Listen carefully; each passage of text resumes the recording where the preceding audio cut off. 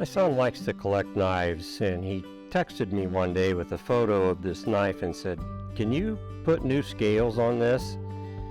Of course, looking at the design, I thought, well, that should be simple enough. There's nothing fancy about the scales. So of course I said yes.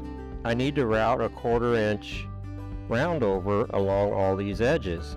My concern is at the router table, as I get towards this end grain, it's going to chip out.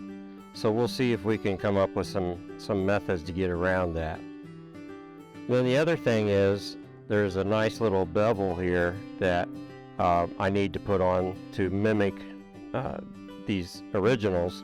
And so I'm going to try to come up with a surefire method to get that done with smooth results and identical on both sides of the knife. So let's take this thing apart and come up with a plan to get these scales replaced.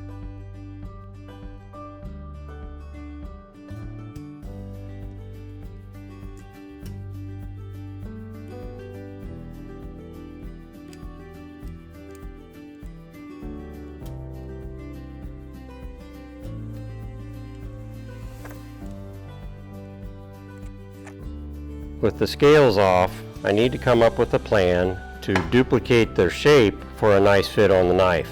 Now, there are a couple ways I could do that. I think what I'm going to do is trace the shape of the knife onto a piece of plywood and then fine-tune that fit of the plywood on both sides of the knife and use that as a template to make the other two.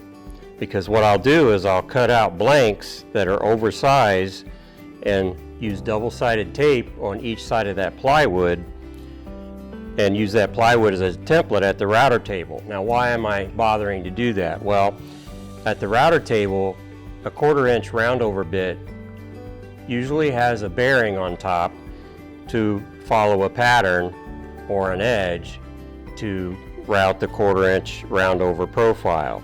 So I need something for that bearing to write against, and if I stack these two together and try to route those, there's really nothing for that bearing to write against other than this sharp edge, and I don't want to risk that, so I'm going to just put a little piece of 1/2 inch plywood in between these oversized blanks and then go to the router table and put that roundover on. The other issue I have is how to accurately locate the holes on the handle blanks. And I think I've got a trick for that, and I'll show you a little bit later.